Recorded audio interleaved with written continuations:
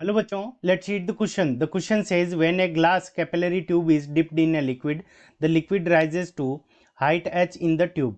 The free liquid surface inside the tube is hemispherical. The tube is now pushed down so that the height of the tube outside the liquid is less than h. Then option A, the liquid will come out of the tube. Option B, the liquid will fill the tube but not come out of its upper end. And option C, the free liquid surface inside the tube may be concave. Option D, the free liquid surface inside the tube में B convex. ठीक है बच्चों। सो इस question को करने के लिए सबसे पहले हम डायग्राम के थ्रू क्वेश्चन को समझ लेते हैं। तो एक ग्लास कैपिलरी ट्यूब है, इसके अंदर ये मान लो कि ये वाटर का हमारा क्या है, फ्री सरफेस है। तो फर्स्ट कंडीशन के अंदर क्या होता है कि इसके अंदर लिक्विड, यहाँ पे हमने वाटर कंसिडर कर लिया या कोई दूसरा लिक्विड है, वो क्या करता है कि इसके अंदर एच हाइट तक, फ्री सरफेस से एच हाइट तक इसमें क्या कर जाता है, ये राइज कर जाता है। सो यहाँ पे ये हमारा लिक्विड हो गया। ये जो हाइट है वो हमारी क्या है, फ्री सरफेस से एच हाइट है। अब क्या होता है कि इसको हमने नीचे की तरफ पुश कर दिया, तो उस कंडीशन के अंदर ये जो हाइट है वो हमारी कितनी है, एच डेस है।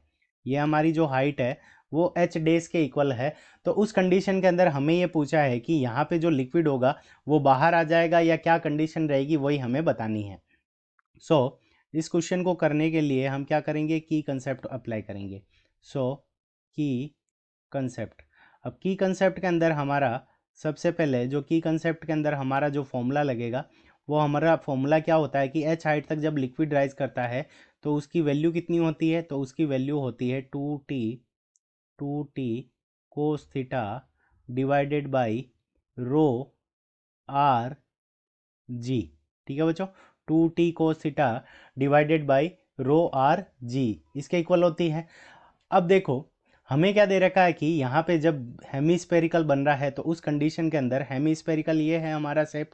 सो हेमीस्पेरिकल जब शेप बन रहा है तो उस कंडीशन के अंदर यहाँ पे जो एंगल ऑफ कांटेक्ट होगा थीटा, ठीक है बच्चों, जो एंगल ऑफ कांटेक्ट होगा थीटा, इसकी वैल्यू क्या होगी, लेस देन 90 डिग्री होगी। ठीक है बच्चों, और जो हमारा लिक्विड होगा वो हमारा क्या हो जाएगा, वेटिंग हो जाएगा, यानी ये इसको क्या कर रहा है कि इसको भिगो रहा है और एंगल ऑफ कांटेक्ट की जो वैल्यू है वो लेस देन थीटा हो जाएगी।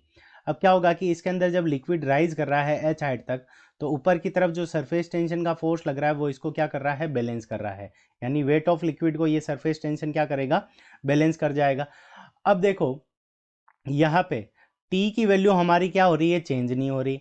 ठीक है, टी की वैल्यू चेंज नहीं हो रही है, रो की वैल्यू चेंज नहीं हो रही, आर की वैल्यू चेंज नहीं हो रही, तो इसका मतलब जो कोस थीटा है इसकी वैल्यू हमारी क्या हो जाएगी, theta cos theta will change. ठीक है बच्चों, जब हमने इसको नीचे की तरफ पुश कर दिया तो उस कंडीशन के अंदर जो हमारे कोस थीटा है उसकी वैल्यू क्या हो जाएगी, चेंज हो जाएगी, कोस थीटा विल चेंज, यानी एंगल ऑफ कांटेक्ट क्या हो जाएगा, चेंज हो जाएगा। कोस थीटा कब चेंज होगा, जब थीटा की वैल्यू चेंज होगी, तो एंगल ऑफ कांटेक्ट की वैल्यू हमारे पास में क्या हो जाएगी, ये एंगल ऑफ कांटेक्ट क्या करता जाएगा, बढ़ता जाएगा। तो यहाँ पे एंगल ऑफ कांटेक्ट बढ़ता जाएगा, यानी अब यहाँ पे इस कंडीशन के अंदर जो हमारा सरफेस बनेगा वो कुछ तरह से फ्लैटर फॉर्म होगा, और यहाँ पे जो एंगल ऑफ कांटेक्ट की वैल्यू होगी वो हमारी क्या हो जाएगी, इस थीटा की वैल्यू बढ़ती जाएगी। ठीक है बच्चों, सो थीटा की वैल्यू हमारी बढ़ती जाएगी, और यहाँ पे क्या होगा कि ये सरफेस टेंशन इसको बैलेंस करने के लिए जो हमारी इस बार जो हाइट होगी वो क्या होगी, एच डेस हो जाएगी, क्योंकि हमारा जो फोर्स लग रहा है ऊपर की तरफ वो क्या लग रहा है, टी कोस थीटा लग रहा है। तो कोस थीटा की थीटा की वैल्यू बढ़ते ही यहाँ पे क्या हो जाएगा, जो अपवर्ड फोर्स लग रहा है। ठीक है बच्चों, तो यहाँ पे सेकंड कंडीशन के अंदर जो अपवर्ड फोर्स है, ठीक है बच्चों, सो अपवर्ड फोर्स हमारा जो लग रहा है सेकंड कंडीशन के अंदर वो कितना लगेगा, तो यहाँ पे जो फोर्स लगेगा वो 2t cos theta multiplied by pi r के इक्वल लगेगा। अब पाई आर की वैल्यू चेंज नहीं हो रही, यहाँ पे टी की वैल्यू चेंज नहीं हो रही, तो कोस थीटा चेंज होने से ये वाला जो अपवर्ड जो फोर्स लग रहा है वो क्या हो जाएगा, चेंज हो जाएगा। इसकी वैल्यू क्या हो जाएगी, थीटा की वैल्यू बढ़ने के कारण थीटा क्या होगा, हमारा इंक्रीज हो जाएगा, क्योंकि जो सरफेस है वो क्या हो जाएगा, कर्वेचर क्या हो जाएगा, जो जो लिक्विड है फ्री सरफेस का उसका कर्वेचर क्या हो जाएगा, कर्वेचर की वैल्यू क्या हो जाएगी, बढ़ती जाएगी, कर्वेचर की वैल्यू हमारी क्या होती जाएगी, बढ़ती जाएगी। तो उस कंडीशन के अंदर थीटा की वैल्यू बढ़ेगी, थीटा की वैल्यू बढ़ेगी तो कोस थीटा की वैल्यू क्या हो जाएगी, कम हो जाएगी। तो ये ऊपर की तरफ लगने वाला जो फोर्स है इसकी वैल्यू कम हो जाएगी। अब ऊपर की तरफ लगने वाला फोर्स की वैल्यू कम हो जाएगी तो इसके अंदर जो वेट ऑफ लिक्विड होगा, यानी जो ऊपर की तरफ जो राइज करेगा, वेट ऑफ लिक्विड। तो वेट ऑफ लिक्विड की वैल्यू क्या हो जाएगी, कम हो जाएगी, यानी कम हाइट तक ये क्या कर पाएगा, लिक्विड यहाँ पे चढ़ पाएगा। और कम हाइट तक चढ़ पाएगा तो ये क्या होगा कि ऊपर वाली सरफेस तक ही चढ़ेगा, बाहर नहीं आ पाएगा।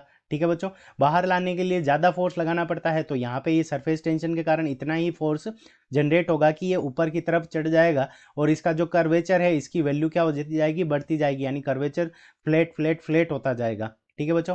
अब ऑप्शन ए के अंदर क्या दे रखा है, the liquid will come out of the tube, तो ये इनकरेक्ट है। The liquid will fill the tube but not come out of its upper end, so option B हमारा क्या हो जाएगा, करेक्ट हो जाएगा। The free liquid surface inside tube में बी कॉनकेव, तो यहाँ पे जो सरफेस है ये हमारा क्या है, कॉनकेव है। कॉन्वेक्स क्या होता है, कॉन्वेक्स की वैल्यू कब आती है, जब थीटा की वैल्यू ग्रेटर देन 90 डिग्री हो जाएगी, तो उस कंडीशन के अंदर कॉनकेव सरफेस होता है, कॉन्वेक्स सरफेस होता है। सो ऑप्शन डी तो हमारा इनकरेक्ट है, और ऑप्शन सी हमारा क्या है, करेक्ट है। तो option B and option C, option B and option C both are the correct answer of this question. I hope you understood it well. Best of luck. Thank you.